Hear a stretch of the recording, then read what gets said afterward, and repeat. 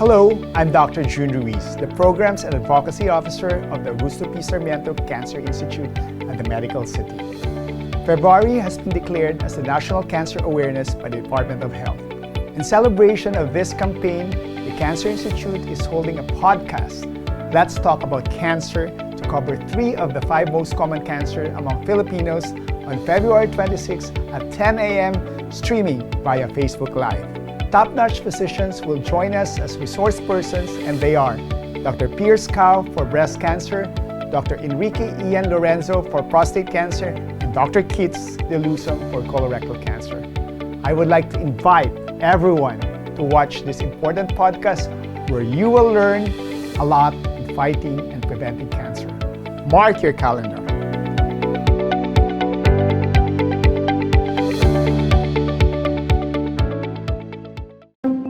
Cancer is now the second leading cause of mortality among Filipinos. In 2022, there were close to 190,000 new cases of cancer and 113,000 cancer-related deaths. February has been designated recently by the Department of Health as National Cancer Awareness Month. The Medical City is the first major private hospital to celebrate this general advocacy to promote awareness of all cancers and its prevention among Filipinos. At the Augusto P. Sarmiento Cancer Institute of the Medical City, cutting-edge technology meets compassionate care. The institution offers personalized cancer treatments, advanced diagnostic tools, and a highly skilled team of experts dedicated to giving you the best outcomes. APSI is among the country's health leaders that promote preventive health and cancer awareness among our patients in its Scrap Cancer program, especially in colorectal cancer, breast cancer, and lung cancer.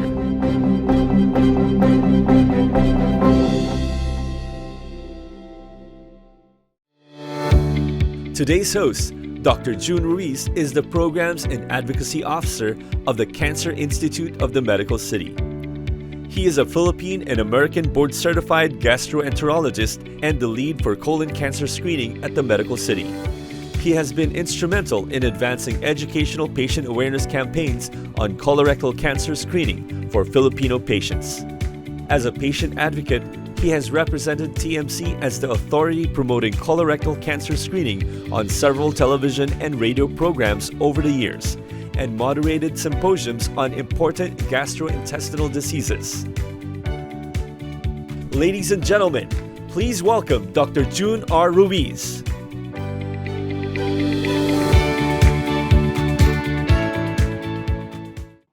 Welcome to the second season of Let's Talk About Cancer, a podcast empowering our patient partners and their families with essential insights and important medical information on several aspects of cancer care. We will talk about how cancer can present itself in patients, how physicians diagnose, treat, and most importantly, how we can prevent cancer. This is a platform where all stakeholders can join together, unite our voices, and take action for the Filipino patient. The top 5 cancers in the Philippines are breast, lung, colorectal, liver, and prostate in that order. In celebration of the National Cancer Awareness Month, we are putting the spotlight on breast cancer, prostate cancer, and colorectal cancer, 3 of the top 5 cancers in the Philippines. Join us as leading experts share practical ways to reduce the risk of cancer and improve our health. First up, breast cancer. Breast cancer is the most common cancer in women worldwide, with over 2.3 million cases annually. In addition, it is the most common cause of cancer death in women. Most patients with breast cancer have a high likelihood of long-term survival if cancer is detected at an early stage. Therefore, Medical City supports projects that promote effective screening in breast cancer. For this segment on breast cancer, we will be joined by a leading breast surgeon from the Medical City. She's the current director of the Breast Center at our institution and a sought-after resource person. She had her breast surgical oncology fellowship at the National Cancer Center in Singapore. She's a member of the faculty of the Ateneo de Manila School of Medicine, and Public Health. Let us give Dr. Pierce Cow a warm welcome to our podcast. Hello, Dr. Pierce. How are you? Hi, thanks for having me. I'm so excited for this session. I'm glad you were able to join in this season 2 premiere of our podcast, Let's Talk About Cancer. So let's start the ball rolling. What is breast cancer and what causes it? Well, breast cancer occurs when cells from the breast they grow uncontrollably and abnormally, and then they form tumors and spread to the other parts of the body. It may be hereditary as caused by our breast cancer genes BRCA1 and 2, but majority of the time, the exact cause is unknown. So I'm sure some women have a greater risk of developing breast cancer than others. What are the risk factors for breast cancer, Dr. Pierce? Yeah, that's a good question. No, there are modifiable and non-modifiable risk factors, and the non-modifiable ones include, of course, being a female, increasing age, early menarche and late menopause, having a strong family history of cancer, and of course, personal history of breast cancer. The modifiable risk factors include obesity, taking excessive alcohol, never having been pregnant, having your first pregnancy at more than age 30, and taking in hormonal replacement therapy for at least 10 years. Okay, so what are the common signs and symptoms of breast cancer? The most common sign would be an enlarging and painless lump in the breast, and that's why it's such a traitor, because you don't feel anything and you don't go to a doctor. Now, other symptoms include nipple discharge, a mass in the armpit, suddenly inverting nipple, and even skin redness and breast asymmetry. How is breast cancer detected? What are the different methods in detecting breast cancer? So we use digital mammogram and a breast ultrasound. Sometimes we also use breast MRI for those high-risk individuals. So digital mammogram, which we females abhor, is really an X-ray, where we compress the breast. We're actually looking for those dots on the film. These are the suspicious microcalcifications, which can be the earliest sign of breast cancer. The breast ultrasound, on the other hand, uses sound waves to tell us whether the mass is solid or cystic. And I would like to repeat that the breast ultrasound is not an alternative to a mammogram. It's actually a complement to your digital mammography. I think our female viewers would like to ask, when do we start screening for breast cancer? Well, there is some controversy as to the screening. Some would say at 45 biannually, but most cancer societies still advocate screening at age 40. But if you have a lump in your breast, you can have yourself seen by a surgeon immediately. So once a breast cancer is detected and diagnosed, how is it treated, Dr. Pierce? Well, it's a combination of surgery, chemotherapy, targeted therapy, radiation therapy, and hormonal therapy. It would depend on the actual tumor biology and stage of the disease. So I have learned that some women may have different types of breast cancer surgery than others. What are the different types of breast cancer surgery? Well, the most common surgery would be mastectomy, wherein we take out the entire breast. There's also breast conservation surgery, lumpectomy, or partial mastectomy. They all mean the same thing. You take out the breast tumor, but you also include a surrounding rim of normal tissue to make sure that the margins are all clear.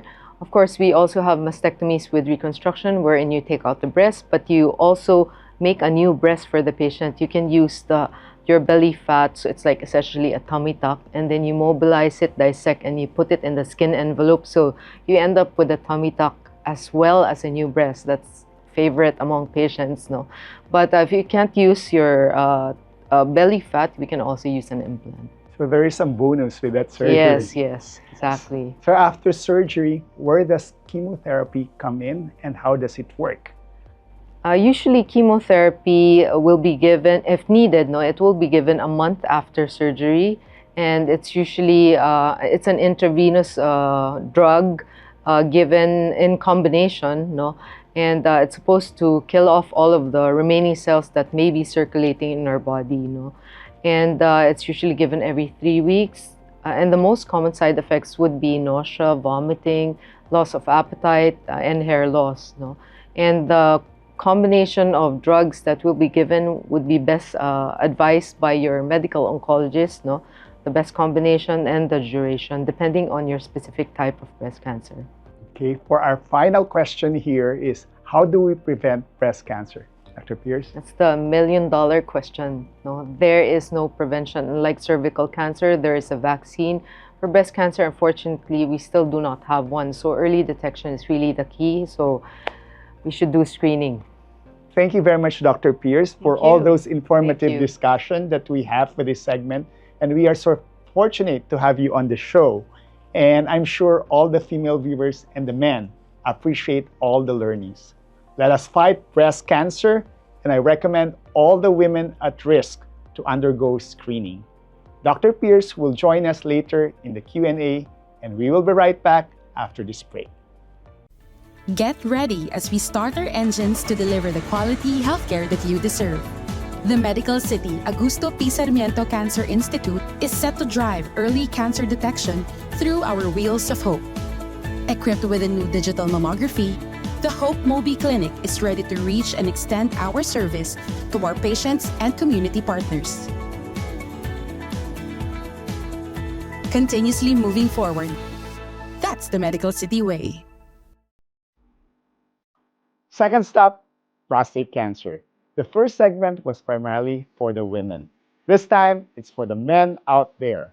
Prostate cancer is the third most common cancer in men and the fifth most common cancer in the general population. It comprises 5% of all new cancer diagnoses in the Philippines. Here to shed light on prostate cancer is the Vice President of the Philippine Urological Association, the head of the Uro-Oncology Program of the Medical City, and an expert in prostate cancer treatment. Let us welcome to the show Dr. Enrique Ian Lorenzo. Hi, Dr. Ian. How are you? Morning. Happy to be here. We're glad that you're able to join us in the second season premiere of the show. So let's start the ball rolling. What is the prostate and why is it important to the human body? So the prostate is a separate organ. So it's positioned just beneath the bladder and it surrounds the urethra where urine passes through when we urinate. So its function is to produce a special fluid which function is to liquefy semen. So it has some role in fertility. Okay. What are the risk factors for prostate cancer? So there's no definite risk factor for prostate cancer, but it is associated with age, family history, and a diet rich in animal meat. Okay, Doc Ian, what are the common signs and symptoms of prostate cancer? So that's a very important point because the misconception of patients is that I don't feel anything, so I don't have it. Okay, but the thing is with prostate cancer, when it is early, you really don't have symptoms, totally nothing. So that's why we advocate screening because when typically when there's no symptoms and we catch it, then you are likely in an earlier stage. Okay? But for advanced cases, you may have blood in your urine, you may have bone pains, you may have difficulty in urinating. How is prostate cancer diagnosed? So as with all cancers, typically we diagnose with a biopsy, but it all starts with suspicion. Okay, so as I said earlier, at the start or in the early stages, there are no symptoms. So we advocate screening, right? So we do it two ways. First is with a blood test, the serum PSA. The nice thing about this, it is specific to the prostate. However, it's not perfect, so it is not detected only in prostate cancer. Okay, so with the PSA, we may do a digital rectal exam. Digital not being high-tech, but just the finger, just to palpate. No? But recently, we've been noticing that a lot of early cancers, we cannot actually palpate. So they're located deep inside the prostate, or they're still quite small to be palpated. So in these cases, an MRI will help, a multiparametric MRI. The nice thing about the MRI, it gives us a target also for biopsy, aside from giving us an objective measure of if there is really something suspicious in the prostate. Hence, when we do biopsy, it is now targeted using a combination of the MRI and an ultrasound. Okay, that's wonderful. Once a patient is diagnosed with prostate cancer, how do we treat prostate cancer and what are the different options for a patient? Yes. So nice thing nowadays, there are a lot of studies about prostate cancer. Treatment has been evolving so much. Okay? So for the early stages, for those on biopsy, they are seen to be low grade, so they are not aggressive. So there are patients who can actually live with their cancer. So we put them on what we call active surveillance. Active meaning, it doesn't mean that you just leave it alone, but you watch it closely. For any changes, then we can intervene. Okay? So those again are for low grade, not that aggressive cancer. Okay? However, for the rest that are more aggressive, that are expected to progress or metastasize, then we recommend treatment. Okay? So it may be in the form of surgery or radiation therapy. And for advanced cases, as I said, there are a lot of developments now. There are a lot of medications or immunotherapy and other new novel therapies that we can offer that actually really prolong survival of even advanced cases. Okay, Dr. Ian, I understand there are some technological updates and high-tech developments as far as a diagnosis and treatment of prostate cancer that is available at the Medical City. Can you tell us about it? Yes. I'm very happy Medical City is really aggressive in improving our treatment and diagnosis for prostate cancer. In the recent years, the first we had was this MRI fusion biopsy. I mentioned about getting the MRI to diagnose early cases. So in terms of workup, so we now have the PET scan, a PSMA PET scan, which is a special PET scan for prostate cancer. So there's a special tracer that is injected to the patient. So any tissue or cancer may be located in other areas of the body will be detected by this PET scan. So this helps us to diagnose really early cases and provide treatment, local treatment for patients that we thought are already in a metastatic disease, which before we could not provide. We also have a new radiation therapy machine. So the special thing about it, it's more focused on the prostate, hence lower side effects on other tissues.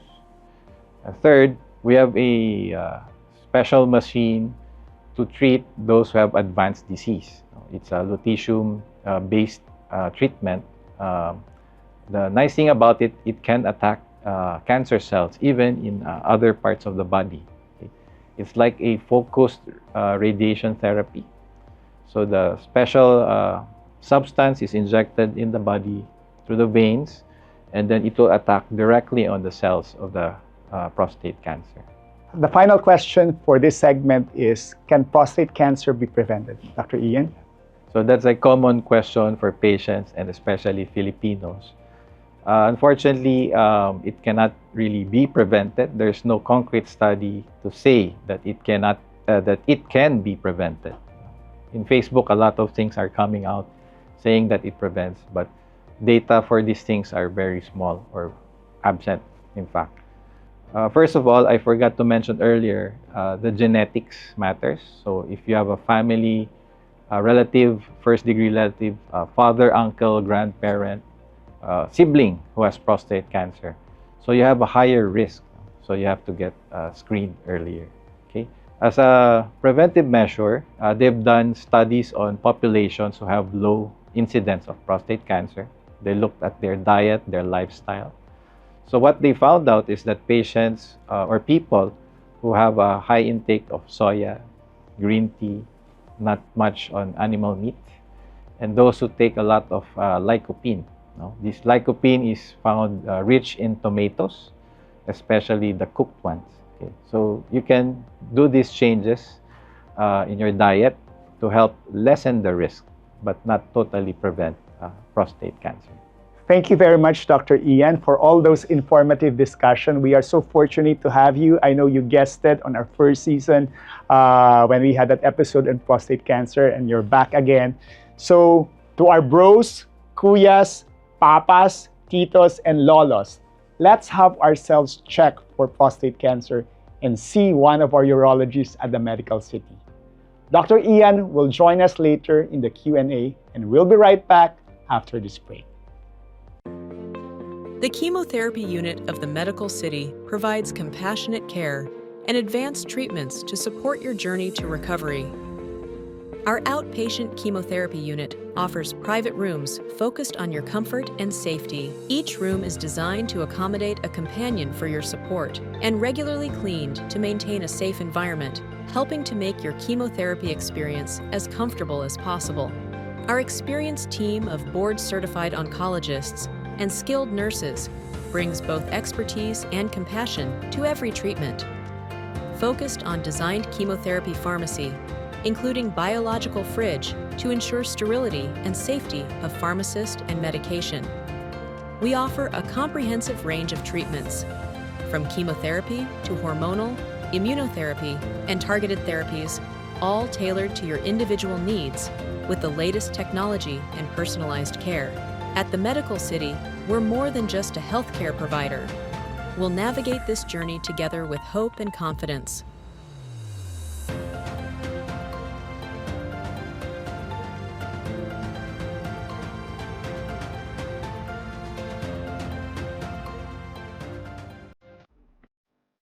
Final stop, colorectal cancer. It is the third most common cancer among men and women combined and the world's second cancer killer. As a gastroenterologist, advocating for its screening has been my passion. There is something unique about this cancer, that it can be nipped in the bud. Join us to learn a multitude of information from our final guest. Our third resource person is an associate professor at the University of the Philippines College of Medicine. He's also the assistant division chief of the Division of Gastroenterology at UPPGH and a past president of the Philippine Society of Digestive Endoscopy. He's a fellow gastroenterologist that I truly admire. Let us welcome Dr. Mark Anthony De Lusong, or Dr. Kitts. Hey, Kitts, how are you? Good morning, Dr. Jun. Thank you, and it's nice to be here. Thank you for joining us in another advocacy campaign on colorectal cancer awareness of the Medical City. So let's start with this first question. What is colon or colorectal cancer and how does it develop? Okay, colon cancer is a malignant tumor that actually originates in your colon or your rectum. They usually start from small lesions called polyps, and eventually through time, through accumulation of genetic mutations, these little polyps actually become tumors. Usually after several years or even decades. Okay, are there any factors that can influence the formation of colon cancer? So again, a very good question. So there are several factors which include genetic factors in which there's mutations in your blood that increase your risk of developing these tumors or colon cancer. You can also think about dietary factors, environmental factors. A diet that is rich in red meat, particularly processed meat, actually also increases your risk for colon cancer. If you're obese or have a lot of weight on you, that also increases your risk. So all of these actually can be prevented if you think about it, for the exception of the genetic mutations in your body. Then what are the signs and symptoms for colon cancer that our patients should watch out for? Okay, so again, I get those questions a lot from my patients. In the early stages of colon cancer, because these are small tumors, patients usually are asymptomatic. They don't feel anything. But during the advanced stages, you can have blood in your stools, in which you will see really blood when you defecate. Sometimes you have abdominal pain, changes in your bowel habits, and sometimes weight loss. Other things that can be vague include fatigue. So it's very important that you guys have to check with your gastroenterologist always. Okay, another important question that our patients ask us is, when should I get screened for colorectal cancer? Okay, so again, a lot of my patients ask that. According to the American Cancer Society, we should start at 45 years of age. It's because of the data they have in the US, in which colon cancer is increasing for the younger generation. But for the Philippine Society of Gastroenterology, we generally recommend still starting at the age of 50. for screening. And we can use a lot of things like colonoscopy, the stool-based test, even imaging like CT scans. What is a colonoscopy and how can it help detect colon cancer? All right, so colonoscopy is one of our major weapons as a gastroenterologist. It is a flexible tube with a camera at the tip and a light source. So it goes into your colon up to the cecum, which is the proximal part of your colon. We investigate the whole colon looking for tumors, masses, even polyps, which are the pre-lesions for cancer, for colon cancer. So is that the reason how colonoscopy can reduce the risk of colon cancer? Absolutely, Jun. So if we see like polyps, which are pre-malignant lesions, we are able to remove these polyps, and then we actually prevent colon cancer from happening because we remove those polyps. Even if we see colon cancer, it's good to have a colonoscopy because we can do biopsies and actually cinch the diagnosis of colon cancer. Okay. Colon cancer is no longer a death sentence at this point, so it is treatable. So what are the options for treating colon cancer?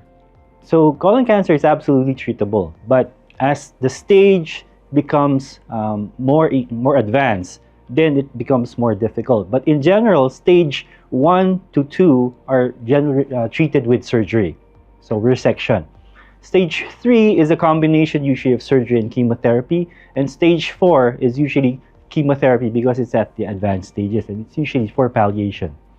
So this is the final question for this segment. How can patients reduce the risk for colorectal cancer, or is colorectal cancer preventable? Colorectal cancer is absolutely preventable. As I've mentioned earlier, there are risk factors for colon cancer. So number 1 is a healthy lifestyle. Lose weight, exercise, you eat a healthy diet rich in fiber because it protects for colon cancer. And you reduce your intake of red meat and processed meats. You do exercise so that you can reduce your weight, and you stop smoking. If you're smoking, don't smoke. Stop alcohol as well. These will all reduce your risks. But another way, it's called secondary prevention, is to have screening. So you have colonoscopies, your stool tests, your imaging, etc. at certain ages.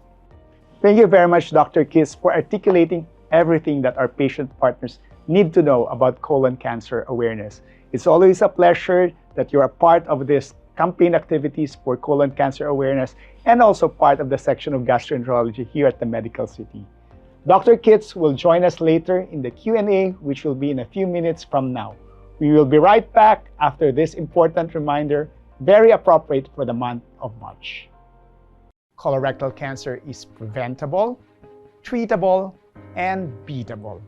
Hello, I'm Dr. Jun Ruiz, a gastroenterologist from the Medical City and the lead for colorectal cancer screening. March is Colorectal Cancer Awareness Month, and the Medical City has been at the forefront in this advocacy since 2010. Colorectal cancer is a type of cancer that involves the large intestine, either in the colon or rectum. It is simply called colon cancer. It is now the third most common cancer among Filipinos. More than 20,000 Filipinos were diagnosed to have colon cancer in 2022, and around half died from the disease. There has also been a recent increase of colon cancer among younger patients. Despite this, it is one of the most preventable and treatable cancers. Abnormal growths called polyps may form in the colon or rectum. As these polyps can be precancerous, they may turn into cancer over several years. The removal of these polyps greatly reduces the risk of the person developing colon cancer. Some patients with colon cancer may experience no symptoms, especially in the early stages of disease. When symptoms occur, this may include rectal bleeding, change in bowel habits, abdominal pain, anemia, and unintentional weight loss. There are factors that may increase your risk for colorectal cancer, and these include age 50 or older, family history of colon cancer or advanced polyps, lifestyle habits like cigarette smoking, alcohol consumption, obesity, lack of exercise, a diet rich in saturated fat, low in fiber, and high red meat consumption, and conditions like inflammatory bowel disease. Colon cancer can be prevented or treated early through regular screening before the person has any symptoms. Current local guidelines recommend screening Filipinos at the age of 50, though it can be performed earlier in people at a higher risk, like those with family history. The gold standard in colorectal cancer screening is a colonoscopy. This is a procedure used to examine the entire colon and remove polyps before they turn to cancer. The alternative is a stool test called the fecal immunochemical test that looks for blood in the stool. Remember, colorectal cancer is preventable, treatable, and beatable. If you or a loved one is at risk of developing colorectal cancer, visit us at the Medical City. Talk to one of our doctors about the screening process.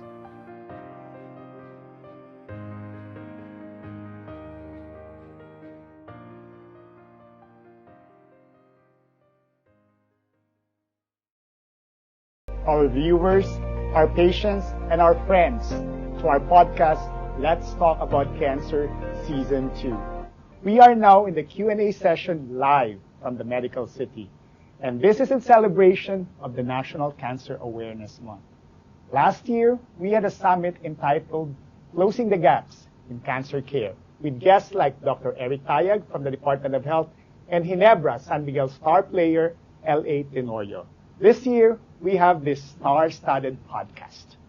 For our viewers, please write your questions in the comment section below on Facebook and be sure to register so you don't miss out on future podcasts and events we think you'll enjoy. Just scan the QR code on your screen and click the link in the caption of this live video. We have listened, we have learned earlier from our experts, Dr. Pierce Cao for breast cancer, Dr. Ian Lorenzo for prostate cancer, and Dr. Keats Delusong for colon cancer. Let's welcome them back. Dr. Pierce, Dr. Keats, and subbing for Dr. Lorenzo is Dr. Pipo Caringal. How are you guys? Thank you. We're good. So we will now entertain the questions.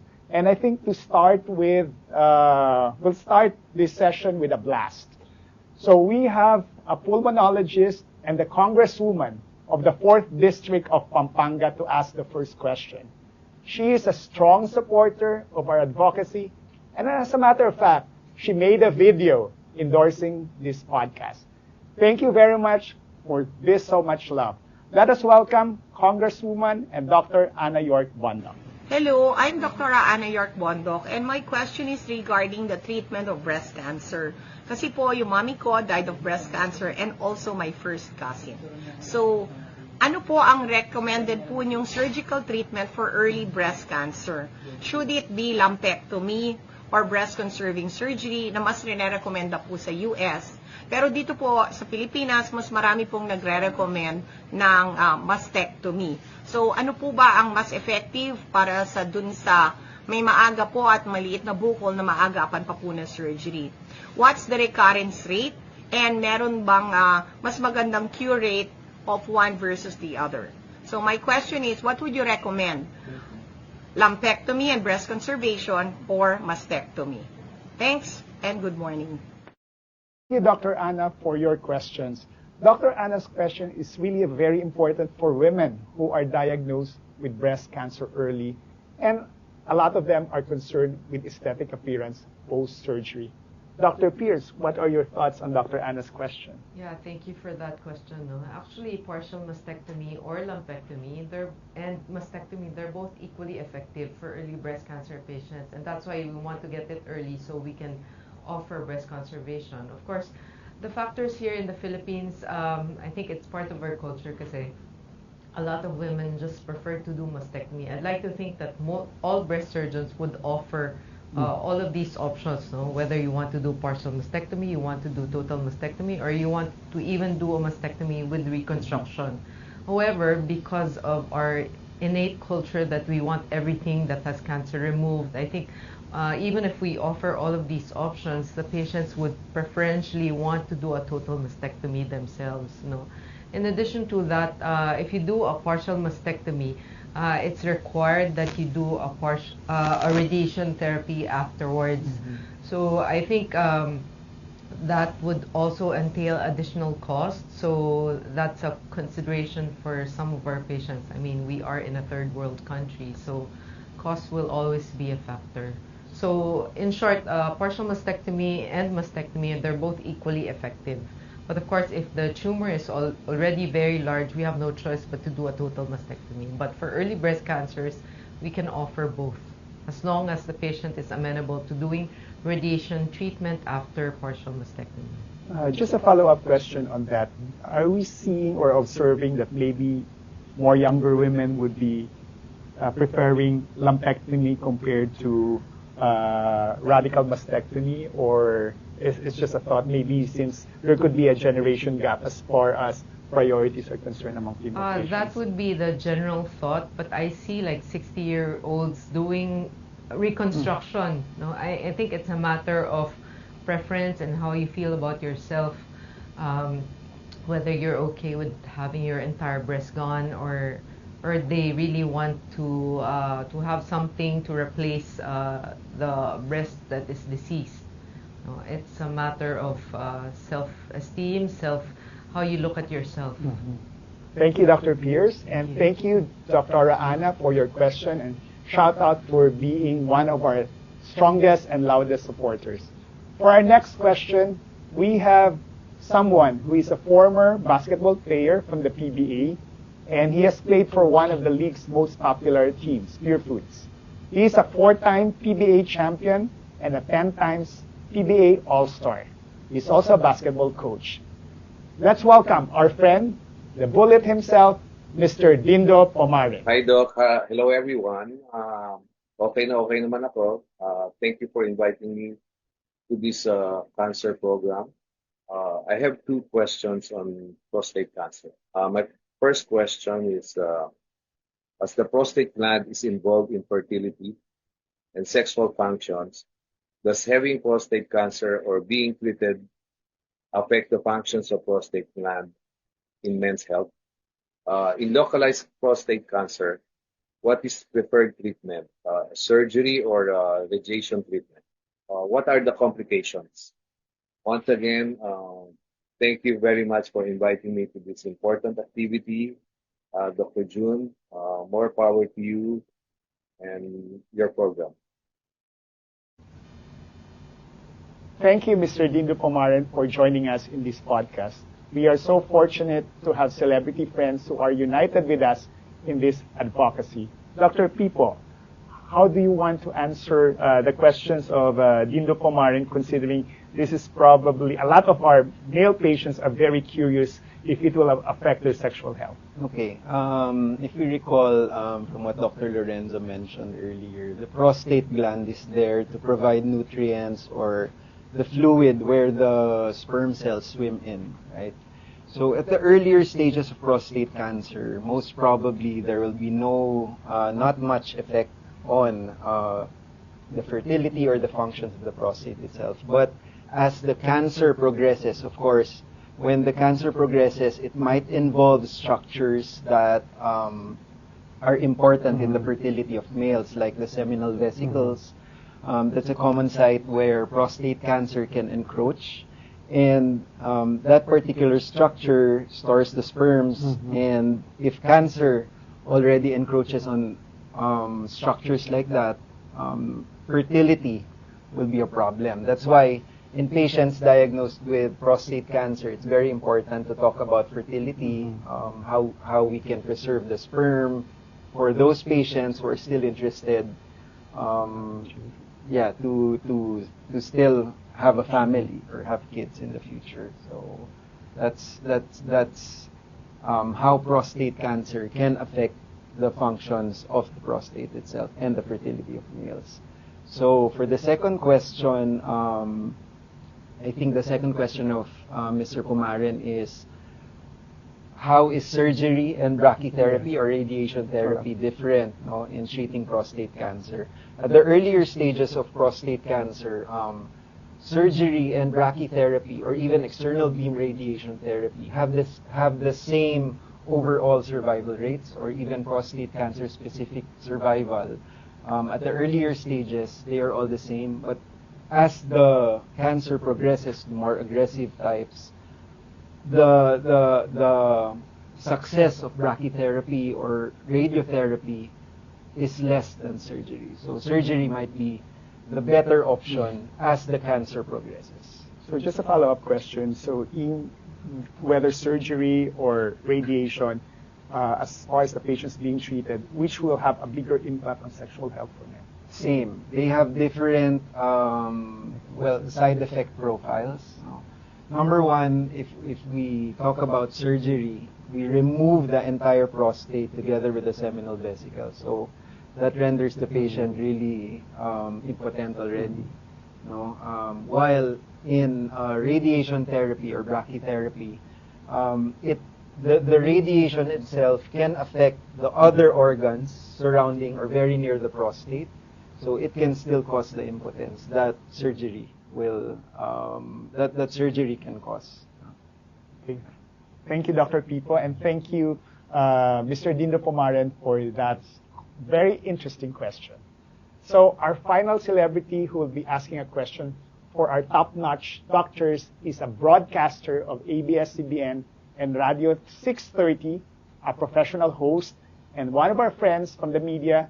Take it away, Mr. Migs Bustos. Hi, Dr. Jun. This is Migs Bustos, and thank you so much for inviting me on your podcast. And as a person, as an individual, male, 30s, I'm 36 right now, I'm definitely proactive about my health, and I have a few questions about colon cancer.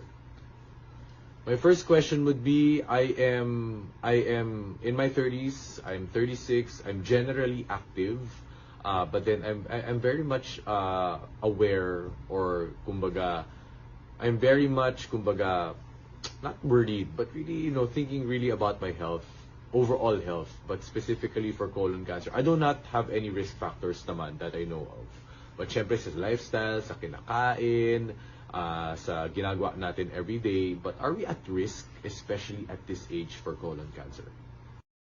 And given my proactiveness, syempre gusto kong i-lower yung risk ko. So, generally for me, or for the ones watching this video, what can we do to lower the risk of maybe getting colon cancer? At what stage or maybe what age is colon cancer commonly diagnosed? Thank you. Maraming salamat. Thank you, Migs Bustos, for that question. So this is really a valid concern for someone who is very young, who practices a healthy lifestyle, whether he's still at risk for developing colorectal cancer. Because, it's been in the news the last few years that we actually have young, prominent celebrities who had colon cancer or who succumbed to colon cancer, like our friend from last year who was with us, Mr. L.A. Tenorio, who is actually beating colon cancer at this time.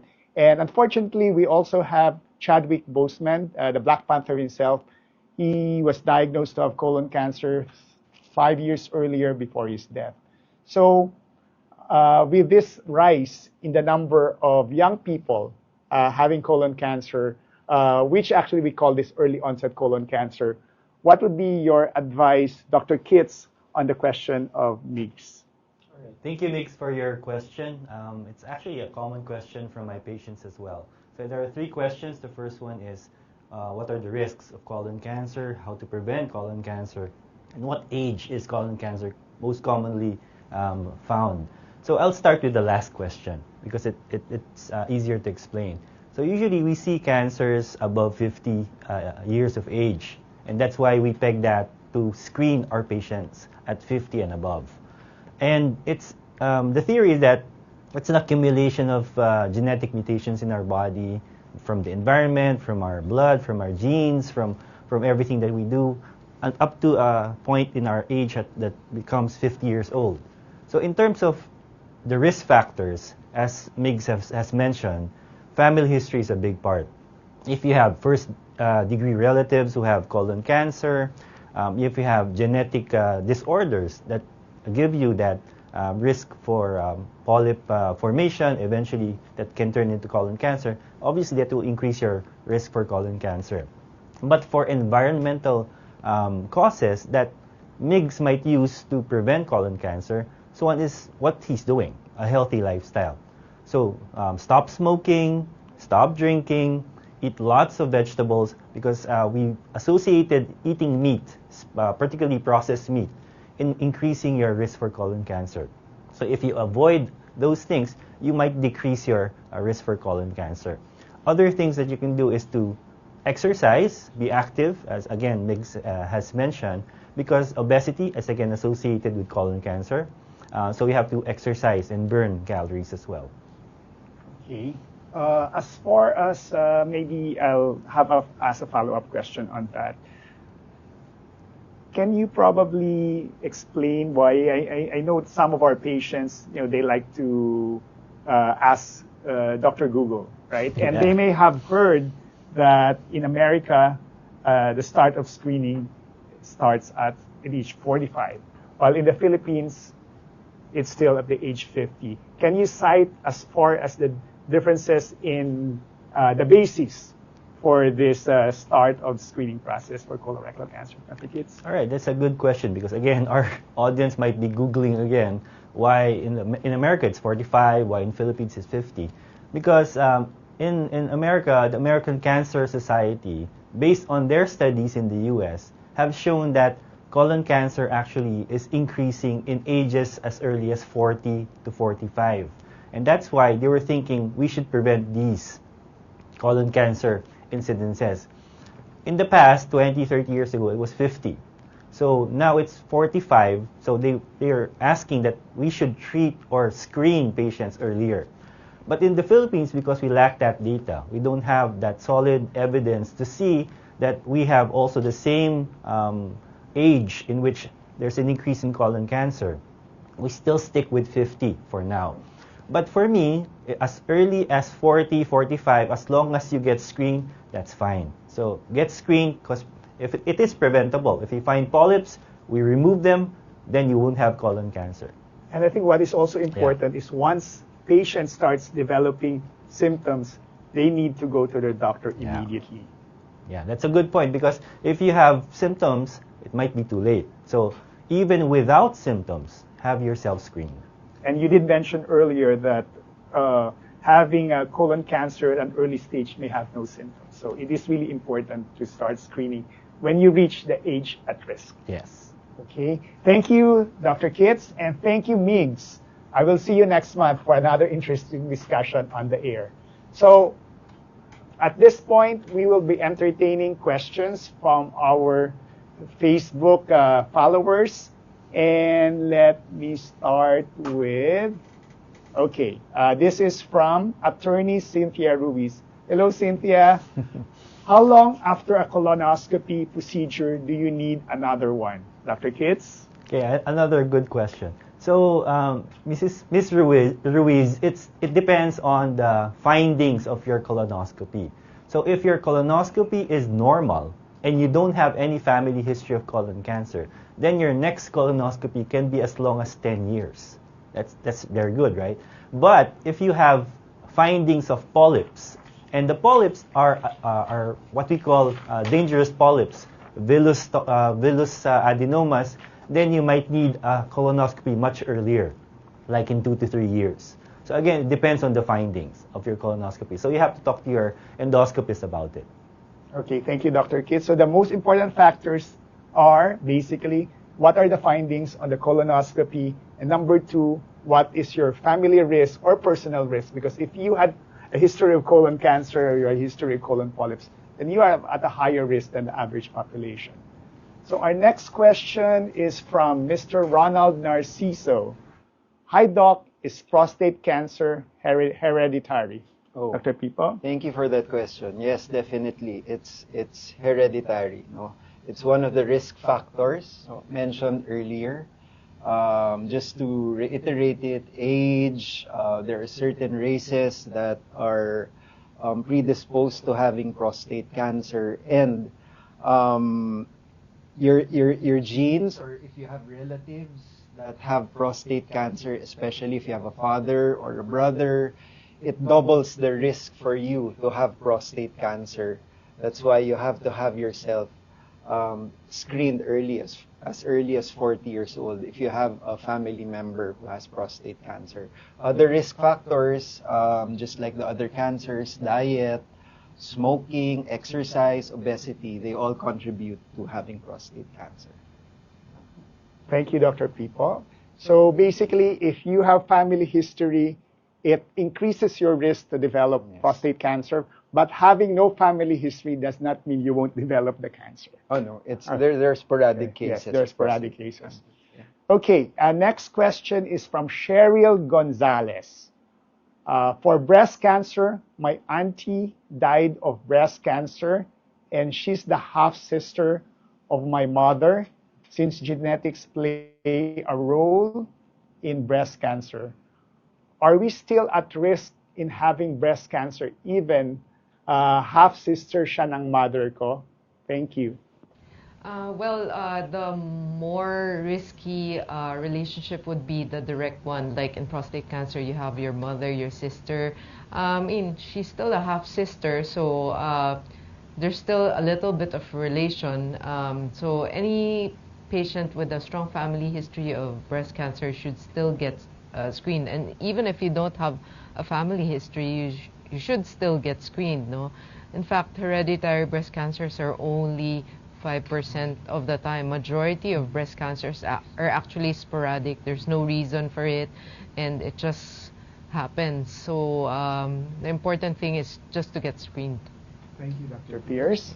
Our next question is actually, I know this person, Dr. Kit Roque Dunca.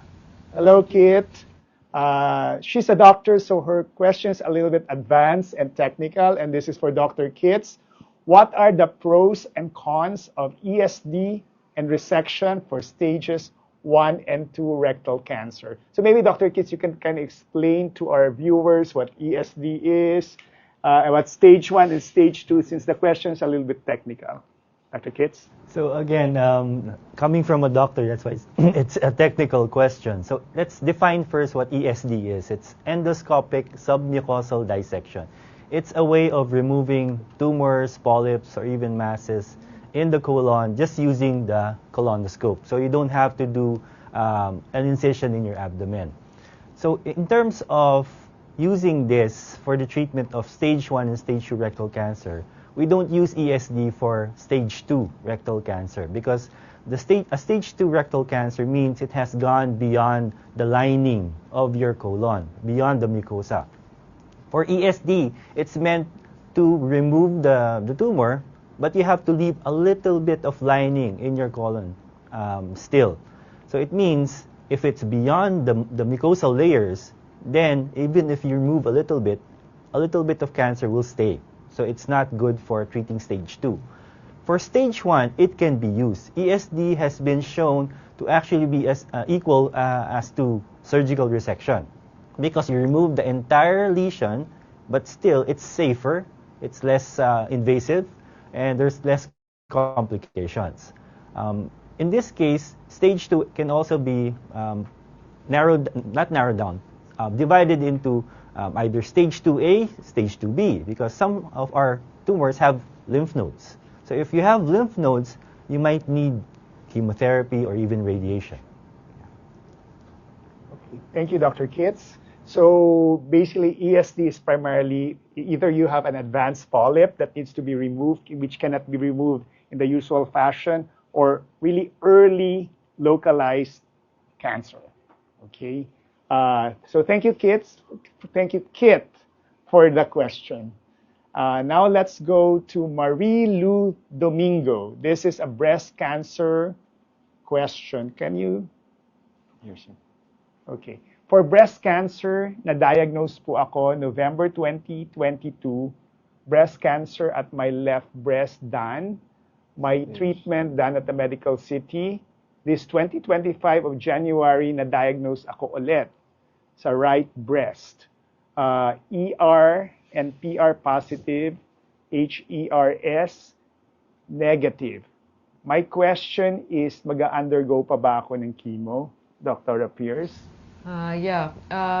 We need to know, other than the fact that I assume you've had surgery also already. So other than the fact of the ERPR HER2, we need to know like the size of the tumor, the status of the lymph nodes, and whether the other organs have been affected as well. So this would help us decide if you still need chemotherapy. We also have genomic testing wherein we can check whether there's still a need for chemotherapy for those smaller cancers.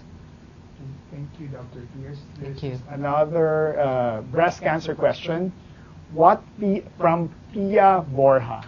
What are the potential side effects of breast cancer treatment, specifically for those having target therapy? Dr. Pierce? For targeted therapy, we're talking about anti-HER2 therapy. That's your trastuzumab or your Herceptin. Normally, it's like chemotherapy, but without the side effects of chemotherapy. But it's, it has maybe deleterious side effects to your heart. So we need to check your cardiac function every time. So I'm sure your doctor will be checking your heart through an ECG and a 2D echo each time before you undergo your next targeted therapy. Thank you, Dr. Pierce. I'd like to read this comment from Gail Hippolyte Sarion. So informative, such respected doctors. Okay. This one is from Aya. What surgical procedures can you offer at the Medical City for prostate cancer? Dr. Pipo? Okay, so usually when we offer these surgical procedures, first and foremost, we offer it to patients who are localized prostate cancer, meaning to say the cancer is still inside the prostate.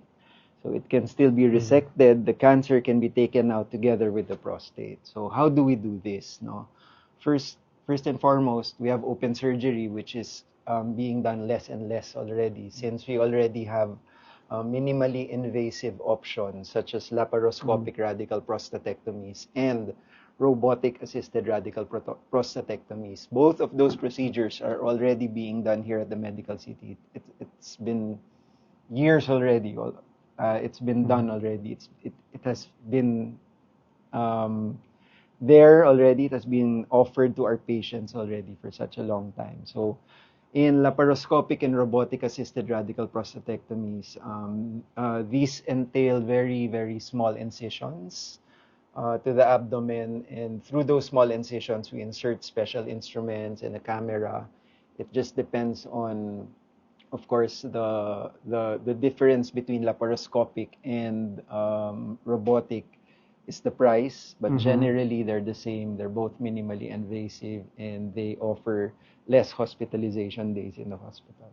Maybe can you explain to our viewers what is actually involved in robotic surgery? Okay. So I'm sure they're probably imagining robots doing surgery. No, okay. In robotic surgery, the surgeon is not really beside the patient already in the operating room. He's operating inside the console, in a console where he can control robotic arms that are inserted inside the abdomen of the patient. And these robotic arms are very, very precise. Actually, the advantage of robotic surgeries is that the instruments have wrists and they function like the hands of the doctors, compared to laparoscopy where the instruments are just straight. Here in robotics, the instruments can turn. Wherever you want to bring your hands or whatever movements you want to do, the robot will follow it. So it's very, very precise. Of course, there's just a price difference between the two. Robotics is a little more expensive than laparoscopic surgery. Yeah. Thank you, Dr. Pipo, for the explanation. Our time to entertain questions has ended. We really want to answer all your questions, but our time is very limited. Questions can also be sent through the QR code on your screen, or click the link in the caption of this live video. So don't forget to register. we would like a short statement of advice or hope from our three resource persons. And I will start with Dr. Kitts on colon cancer. All right, for colon cancer, as you've heard, you can reduce your risk of colon cancer. So have a healthy lifestyle, stop drinking, stop smoking, exercise, lose weight, and see your doctor when you're 50 years old for your screening for colon cancer. Dr. Pierce, for breast cancer? For breast cancer, as you've heard so many times, early detection is the key. So the smaller the mass is, or even if there aren't any other masses yet, they're just dots on the film, then that's the best time to have the surgery done, because the chances for survival are so high. So let's get screened. Okay, Dr. Pipa, for prostate cancer? Same as Dr. Pierce and Dr. Kitts, no? Prostate cancer is treatable and curable, especially at the very, very early stages of the disease. We have screening programs, no? A simple PSA, serum PSA, will go a long way in diagnosing you, no? Especially if you have risk factors such as relatives having prostate cancer. Come see your urologists and have yourself screened so we can cure you. So thank you, doctors. From our discussions, maybe let's kind of summarize and give some takeaways from our podcast. Breast and prostate cancer are not preventable, but our doctors have discussed ways to lower the risk for that specific cancer. Among the three cancers, only colorectal cancer can be prevented, and this is through healthy lifestyle and the screening methods, particularly a colonoscopy, in which we remove precancerous lesions, which we call polyps. But for all of these three cancers, it is very important to emphasize we need to know our risk. From a practical standpoint, as we discussed earlier, the more important ones are age, right? So for breast cancer, it is 40, prostate cancer, 50, colorectal cancer, 50. So as we get older, you get more diseases. Aging really sucks, but that's just how life is. Family history. Family history will increase your risk for all these three cancers, but having no family history will not guarantee you not having cancer, since a lot of the cancers are actually sporadic. That means they don't have any family history. And also, we need to have a healthy lifestyle. The right nutrition, exercise, avoid alcohol, avoid smoking, avoid being overweight. And if we have any of the risks that I mentioned, it is important to consult a doctor, because we will understand, we will get to know what screening is. And screening is very important because in early stage cancer, there may be no symptoms. So you don't have to wait for symptoms, because it may be too late if you wait for symptoms. So if you are at risk for a specific cancer, consult your doctors. We have a lot here at the Medical City for the right screening test. So this will lead to early diagnosis, potentially leading to a cure, and this is how we beat cancer. So again, we thank you, our viewers, from the bottom of our hearts for such overwhelming support. We hope that you have found this podcast insightful, empowering, and let's get proactive with our health. I hope you learn after a lot of this after we talk about cancer. This is our mission at the Cancer Institute of the Medical City, to educate our patients the need to be screened for screenable cancers. Maraming salamat po, and I would like to thank a lot of people. For those who are part of the on-screen production, our top-notch resource persons, Dr. Kit Delusong, Dr. Pierce Cao, Dr. Ian Lorenzo, and Dr. Pipo Caringal, as well as the celebrities who participated by asking questions, Mr. Dindo Pomaren, Mr. Mix Bustos, and especially Dr. Anna Bondoc for giving us a strong endorsement on social media. Okay? And as host, we would like to thank the people behind the scenes for their support in this podcast. Our former Cancer Institute, Dr. Trixie Chanco, our new director, Dr. Carlo Cahucom, the communications head for the enterprise, Mr. Joshua Castro Dizon, our product manager, Ms. Aya Narciso, Event Marketing Officer Pere Bopil Kong, Sarion Films, headed by Direk Blake and Gail Sarion, the creatives team, Mr. Dan Pentason, and everyone who has contributed to this important podcast. So let's give everybody a round of applause. Let me end with a quote from another good friend, an infectious disease pediatrician and a breast cancer survivor, Dr. Anna Ong Lim. She said, "We shouldn't let cancer defeat us before the fight even begins." This is Dr. Jun Ruiz signing off. Till next time.